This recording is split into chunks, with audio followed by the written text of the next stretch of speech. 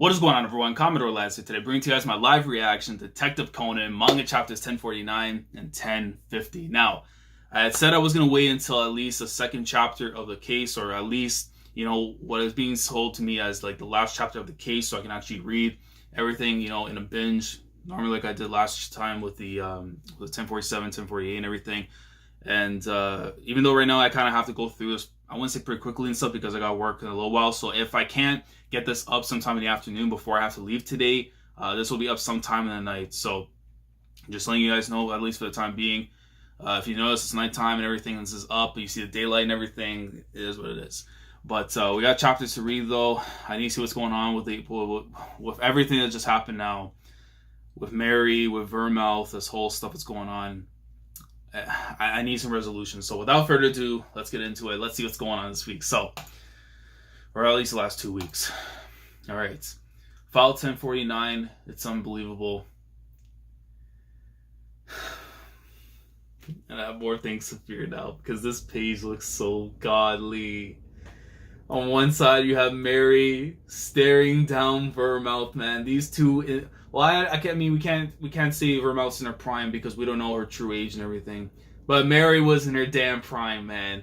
I mean, look, if there was any person that was out there on these streets in terms of Matsumi, putting over like the crown jewels that we hold into high regard when it comes to Mary, like she put them over all the time, man. Like the top tier mother, okay. I should have had her in the waifu March Madness and stuff, but not too many people would have been able to appreciate the greatness and stuff. And she probably would have went really far if it was prime Mary. So let's get into it, man. A confrontation now divulged for the first time. Two secretive women. All right. That's right. I'm not Akai Satomu. I am the woman who's about to poison you with this drug. Mary Akai-san. M16 agent. Correct. So that confirms at the very least now that she was part of the spy intelligence agency. I finally caught up to you. You see, I've been routinely wandering about this area for quite some time now, all the while using your husband's face. I get it. You allow yourself to be spotted in that getup by our colleagues, just to lure me into this country to confirm whether it's really him or not, huh? You even made sure to let 3 years go by until we met again, only to establish a veneer of confidence and avoid suspicion. The person Mary is facing, the witch. Vermouth, look at me, man. I have two things when it comes to witches right now at the moment that I either fear with all my heart or I love with all my heart, and that's Burn the Witch and Umineko. And I'm not gonna say anything on Umineko in case the people who never play that don't want to be spoiled. But for those who know, you know, and for those who know about Burn the Witch, you already know. Indeed, if the supposedly dead Akai Satomu were to return to M16, you, that wife of his who suddenly disappeared, could prove problematic. It's certainly true that I can tell if it's my husband or not, just at this time. I can tell if it's disguised by the witch of 1,000 faces. Though it's a shame, really. I've already instructed my daughter to inform M16 that Akai Satomu is a fake if I don't make it back in time. She's also to leave London if that is the case. And why not disguise myself as you and pay your daughter a visit next? You make it sound as though you're aware of my daughter's whereabouts. And although I imagine it is especially difficult for you, given you weren't even aware of her existence. You're right. I suppose I'll have to postpone infiltrating M16 for now. That only leaves my other objective. She goes in. She clearly has the drug in her mouth. She had to have gone with speed blitz on her to be able to pull it off. But she comes in with the French kiss, the gulp. The damn pill's been consumed, and we know what's going to transpire. Killing Mary Akai. Your survival would be very troublesome for me. I wonder, how does it feel to depart from this world at the hands of your sister's creation? No, there's no way Gosho's hinting towards the idea. Because I could be wrong. I don't know if it's Mary and Vermouth or if it's supposed to be between Mary and Yukiku. But wasn't there something that was going on where Gosho was saying something about, like, apparently one of the three, among the three, that they're apparently siblings, like they're connected to each other far deeper than just familiar ties and stuff. Like there's something deeper between them. And Gosho, I think, way back was like trying to evade the question as much as possible, leaving the idea that the hint might be actually true. Your sister's creation. We need more of that, but I don't know. It's probably gonna be like a decade from now until I get that answer. But and that's it, man. Mary ends up taking the succumbing to the drug itself, and the transformation slowly begins. She falls over the bridge, falls straight into the water, basically trying to escape. Vermouth, of course, a little agitated from it, and then you see some of the civilians that are walking by, kind of notice what's going on, and they make their departure right afterwards. Man, see, mom is late. You see what she's doing? You see my girl right there, Masumi. It's like, Mom, were you able to meet up with Dad? Huh? Mom? Who are you? It's me. They forced a strange drug on me and turned me into this, but it's me, Mary, your mother. It's like, really? Are you really my mother? Like, I can't imagine like, in the anime is like, huh? That it? Like, it's unbelievable. So I'm going back to the present. Yeah, it is unbelievable. I mean, it is unbelievable that all went down, but of course, now going back to what's going on here at the party. It's like, yeah, I can't believe that Yumi-chan is being considered the main suspect in this murder case. Can't be helped. The only ones who could have poisoned the cake, the victim, Hanasaki-san ate, are the people who sat at the table as him, our classmate Yumi-kun, her sister Remi-san, who was a model, Remi-san's manager Kushiyama-san, and finally, the patissiere who baked, sliced, and distributed the cake, Hatsune-san. Those four. And concerning the murderer not only poisoned the victim, but also wrote the words divine retribution on the latter's forehead, we're now suspecting anyone carrying markers on their person. I mean, it would make sense, but then again, would they be able to ditch it? They had gloves or something? I don't know.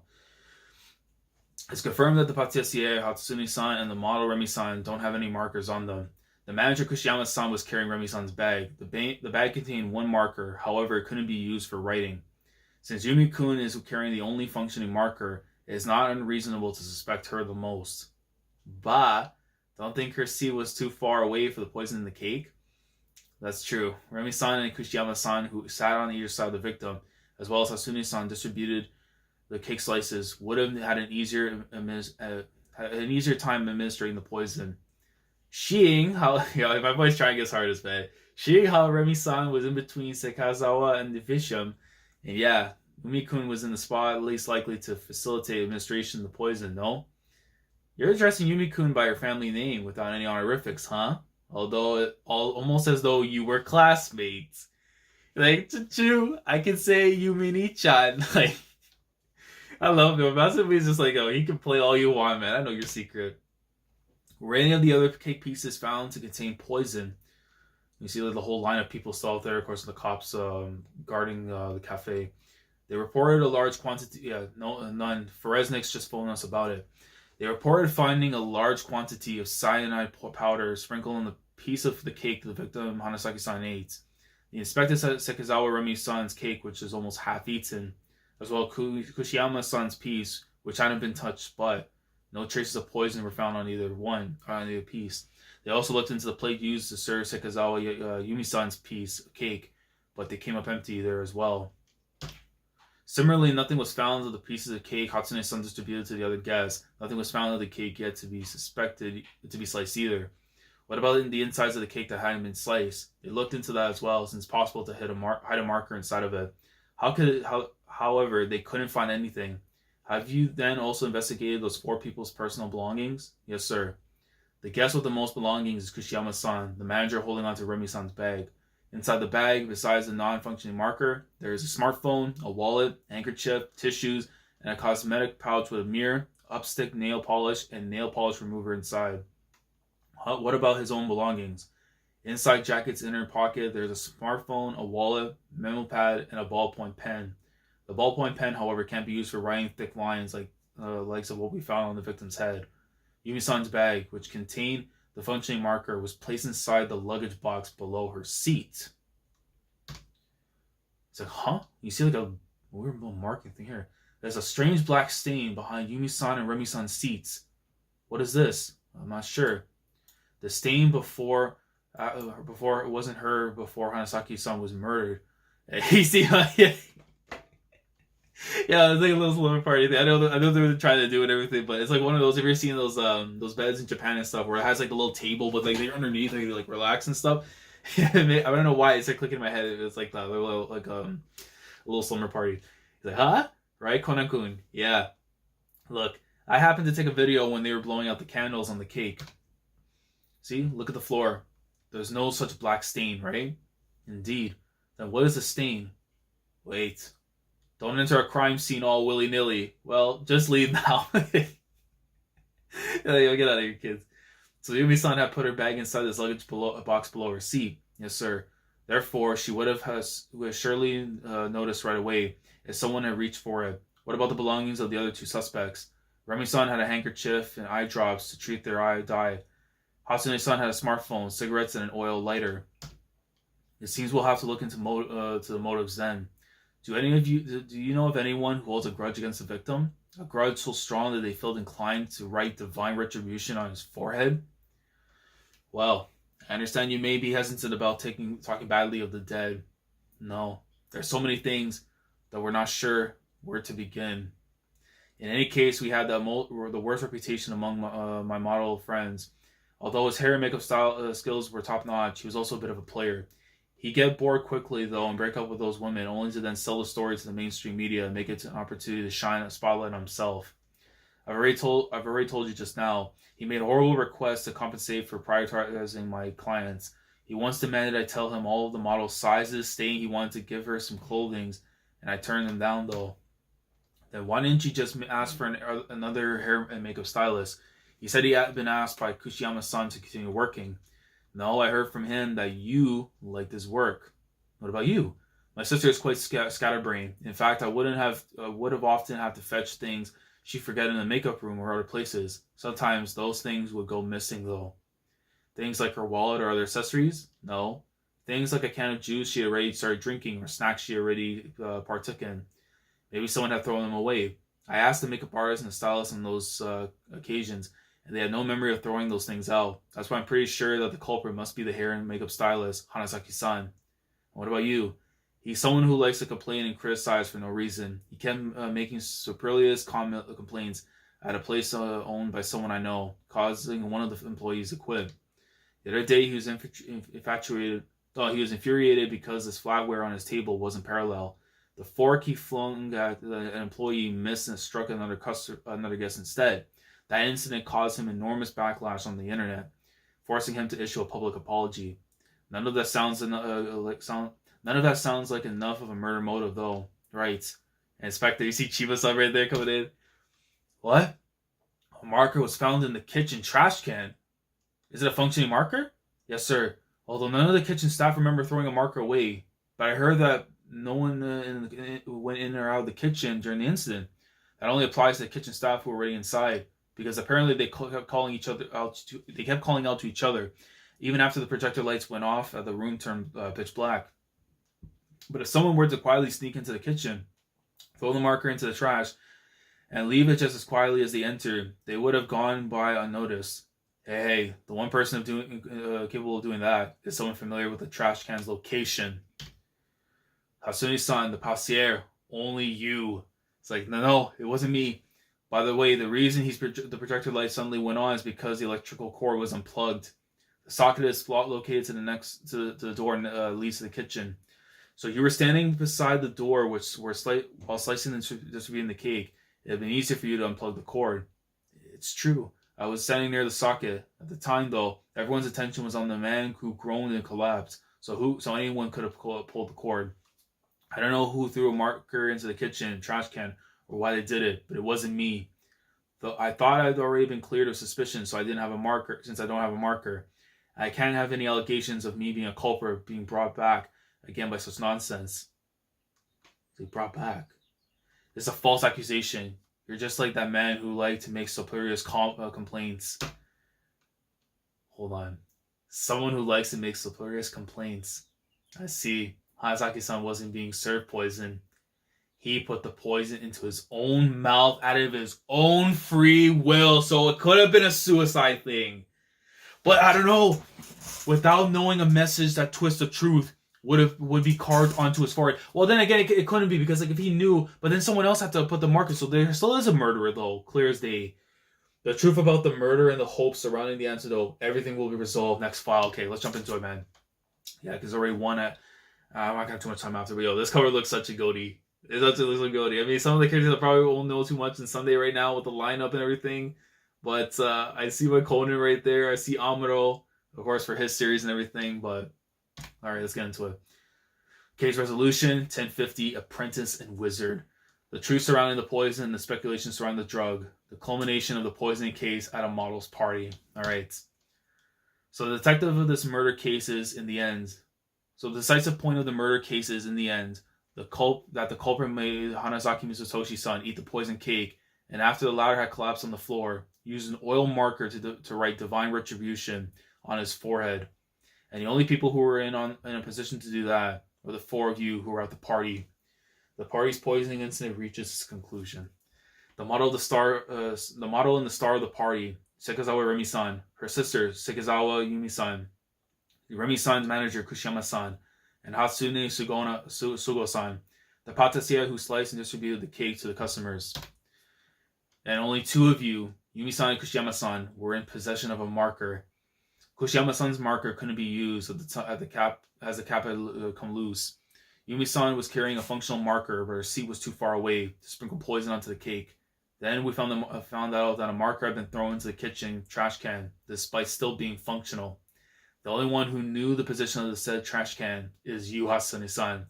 The way I see it, you who served the victim his cake slice, made him eat the poison cake, then turned the place pitch black and wrote that phrase on his head, before feeling your way into the kitchen to throw away the marker. Afterwards, you nonchalantly returned to the party. Isn't that right? You're wrong. I think you're mistaken. You're like, huh? Think about it carefully. The kitchen is so full of holding knives, right? If it were me, no matter how much I knew my way throughout the kitchen, I wouldn't venture into such a dangerous place in the dark. Yo, I love it when it's like this, man. I hope in the anime it's as accurate as this too, with the ulcer going in. Conan-kun does have a point, but if it wasn't Hatsune-san, it wouldn't mean that the culprit sprinkled the poison into Hanazaki-san's cake right in front of him. Not quite.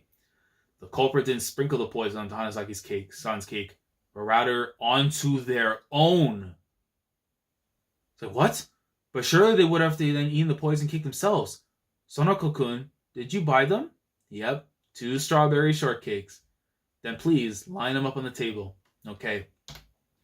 Basically, when the culprit stood up, they did this. So like a whipping motion and stuff, but you couldn't really tell. You see a tilt right there on the strawberry kind of moving over. You mean they tilted the strawberry decoration of the adjacent cake? And that caused Hanazaki-san to exchange his slice with the culprits. But if he was unhappy with it, why didn't he simply ask the staff for a new slice? Usually that's how one would act, but Hanazaki-san could not do that. Because just the other day he complained about the fork and the knife were in parallel on his table. The fork he threw towards an employee ended up hitting a guest instead, foregoing him to issue an apology. Or a public apology. He ended up needlessly complaining again because of a tilted strawberry of all. He ended up seen needlessly complaining again because of a tilted strawberry of all things. Isn't that right? The manager! Hold on. Isn't that right? You who stood up before touching your own cake, claiming you received a call. Remi-san's manager, Kushiyama Mitomu-san. Yo. I mean, I think he was the one that I was like, I was spot on with or whatever. But yo, okay, let's see how it went then. The tilted strawberry on your slice of cake, which supposedly hasn't been touched, is proof. No, I really did receive a call back then, right? I received a phone call on my smartphone, didn't I? Yes, I heard it ringing. I bet it was because you dialed 111, right? There's this phone company which uses the number for a phone reception test service that immediately calls you back after a few seconds. If you muted your speaker to prevent anyone from hearing the phone reception test will begin shortly message, it would be easy to escape detection. Calling that number when Hanazaki-san's share of the cake was brought to him. You could excuse yourself to tend to your supposed phone call before Hanazaki-san ate the cake. Having already sprinkled the poison onto your own slice of cake, of course. But what about the marker? The culprit wrote divine retribution on Hanazaki-san's forehead. Then he, as you all know, the cap on the marker I have came loose, rendering it useless. How could I then? Did you buy your items as well? Rankun, yeah. An oil marker and nail polish remover. I also left the marker's cap off for a while to run it non-functionally. Thank you. An oil marker stops working when the dried ink hardens the tip, just like this. But if you pour some nail polish remover into the marker's cap, then push the non-functional marker into the cap and wait for a while, the acetone in the nail polish remover will cause the dried ink on the tip to dissolve. And you see right there, Bob, making it functional again. And could it be that the black stain on the floor, he poured the remaining nail polish remover from the cap onto the floor? Okay.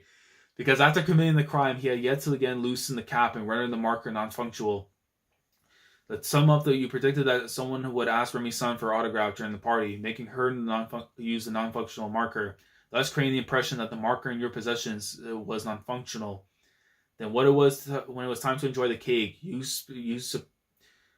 sprinkled the poison onto your own cake, throwing the poison bottle under the table, and did as I explained earlier, making Hanazaki-san switch his own cake for the poison-laced one, then bringing the poison into his mouth of his own accord. Once he collapsed, you proceeded to pull the projector cord, turning the room pitch black. Then, using Hanazaki-san's luminescent glasses as a guide, you wrote that phrase on his forehead, using the marker that you made functional again during the party. That's how it went down. You probably got him to wear those glasses by saying that Remy-san would like them, right? And as the manager, the seeing arrangements fell within your purview, so it'd be easy for you to sit yourself beside Hanazaki-san. So a lot of text, Jesus.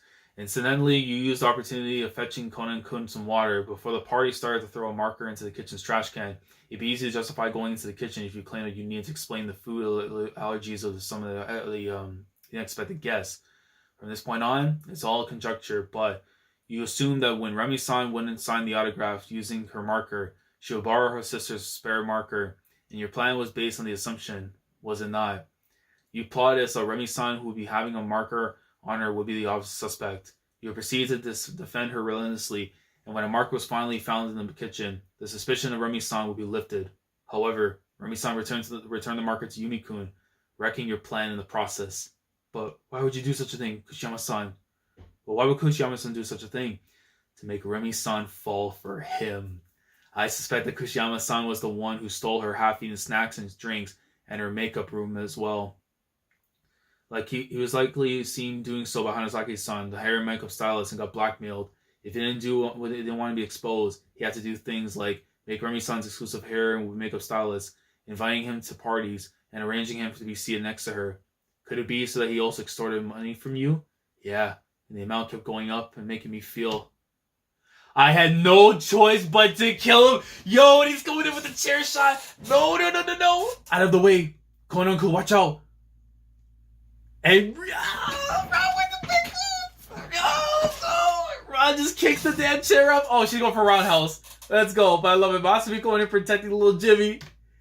And she comes in down, bro. She hit him right there with the R1 triangle, bro, with the little loop. Tekken comes in with the kick. Bang. And it looked like a tooth just popped out as well. Yeah. Whew. Yo, listen, yo, that is my martial artist, man. Look at, yo. That is my Ron shot right there. But look, I love it. Masumi, bro, she's still my top one. But Ron, man, that's top two. As she should. Conan-kun, are you alright? Yeah. Case closed. Hey, I love that. Looks like it. Well then, I'll be heading off then. Wait, she used that as a diversion to take the damn pill. She used it as a diversion to take the damn pill. Oh no, Masumi, no. Could it be that she... Yeah, I managed to get my hands on it just like you wanted. Oh, Masumi. On the antidote that might be able to turn your body back to normal. Well done. With this, the hands of the clock that were stopped by those guys back then can finally start moving again. Why didn't you come in first? We'll go back to the flashback. You need to get out of those wet clothes. You're right. What's up with that cough? Did you catch a cold after falling into the river, Thymus? No, it's because I was forced to swallow that strange drug. It should be a side effect of the drug. Oh, I forgot her name. It was so long, bro, from the Wimbledon arc. The London arc, bro. Yeah, because this is way before Conan had met her and stuff. Oh, why does her name escape me? Why now, bro? Somebody in the comments, for the love of God, bro, help me out, man. I had to do so much reading. At the very least, you can help me with that, man. Unless you say her name, for the love of God. Is it already that time of the year again? Yeah, I recorded the match earlier today. That aside, what's the plan now? Go to the hospital? No. If those people expected the drug to have this effect, we should assume that they will be lying in wait there. But unless we get people to research how your body got shrunk like this and return to your old body, you wouldn't be able to contend with those scoundrels, will you? That this body is more than enough. I won't lose to them. Says the person who was just made swallow a weird drug. Minerva! There you go. There you go. That was Minerva. Bro, her and the little brother and stuff. Oh, man. In any case, we'll have to figure out what that drug was. I'll help you. It was this arc! No way! No way! So wait, bro, the time thing does work. Bro, time actually does move in Conan. That's insane! So when the case was going on is when this was going on. No, Gosho needs to explain to me what's going on with this timeline, because there's no way since when Jimmy turned little Jimmy. I need my tea. Hold on. I need my tea. Hold on. There's no way. Because they said 6 months. At least 6 months has passed since Jimmy turned to little Jimmy to where we are right now in the story. So you're telling me during that whole thing with Minerva and stuff, the whole Yukiko being there, the confession, was all going down at the same time as this. That's absolutely insane. Yo, the parallels, bro. I am Holmes' apprentice. That is fact, bro. You're the superior to be of Holmes, man. Hey, that boy. It looks exactly like the kid we met at the beach long ago. The wizard who could make Shuni laugh. Oh, man. Chance meeting at the beach. One of my favorite arcs, though, in the series. As I recall, his name was Kuro Shinichi. He said the same thing back then. Yeah. That he was Holmes' apprentice. I'm Kuro Shinichi. I'm Sherlock Holmes' apprentice. Oh man, I just asked my colleagues from S16 to look into it. Turns out there was a Kuro Shinichi on the plane's passenger list, but it was referring to a high schooler in his second year, same as you. Did he take his younger brother with him to London? He doesn't actually have a younger brother, and his two companions were relatives of his. What's even stranger is that Kuro Shinichi is a high school detective who had been solving difficult cases in quick succession in Japan while we were gone. But this past half year, he has suddenly ceased to doing so. Instead, a young boy has frequently been showing up at crime scenes. Yeah. A boy looking just like this one here. Looking just like... Isn't this Kuro Shinichi himself? Yes. Chances are high that this boy has been shrunk by the same drug as me. And furthermore, that he has means to return to his normal body when boarding a plane. If such an antidote really exists, we need to get close to the boy and get our hands on it by using any means possible. That's right, and the antidote in question is now in my hands. I'm Captain on him! You're like, huh? The capsule's gone? How come? Whew! So glad I decided to put the APPRENTICE 4869 antidote aside as a precaution. Come on, Conan-kun, let's go home. Come or we'll leave you here. Wait for me. Oh, seems like your mouth ulcer is healed. Huh? Yeah, you're right. Looks like solving mysteries really is the best medicine for detectives. That bastard, yo. The name wizard isn't just for show. Look forward to the movie as well. I mean, here's my thing, man.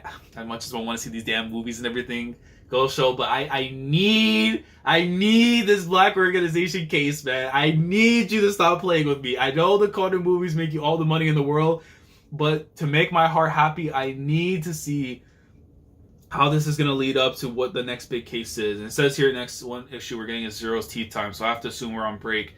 I don't know, for a week or a month or so, but I'm hoping I get clarification down in the comments after with that. But yo, this case was actually great, man. I mean, obviously, in terms of the whole thing going on with the hairstylist and stuff, and leading to being the manager who was the actual suspect and stuff, which I got the vibe right off the bat, but then seeing how that whole thing came into full circle afterwards, I think it was really well done there, man.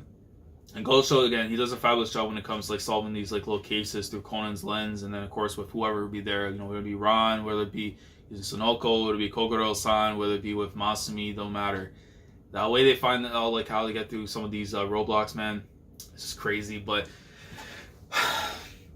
But we finally get the truth of exactly what transpired with Mary and Vermouth and stuff. The whole Sisters Creation thing, I know, is going to be definitely on the topic of a lot of conversations when it comes to Conan. It's going to make you wonder how exactly that's all going to plan out. But, man, I would say with this case, though, I'm feeling towards maybe a 7.5 at least with this one. Just because, again, it was very great to see all the stuff with the flashback and everything. Minerva being in there, man, it makes me so damn happy that, like, the timeline actually makes sense, and it's not like we're just repeating stuff, and that we're actually seeing, like, you know, like when Jimmy was there during the whole case and stuff in London with Wimbledon and everything there, to being in the same timeline when Mary had ended up being shrunk by Vermouth. And it's crazy that all of this was going on at the same time. So you imagine, like, what else could have been going on, whether it be with Akai, whether it be with Amuro and stuff, with Gin, I don't know, man. Like, but I'm really hoping, though, that Gosho decides to take off the gloves and give us that Black Organization arc.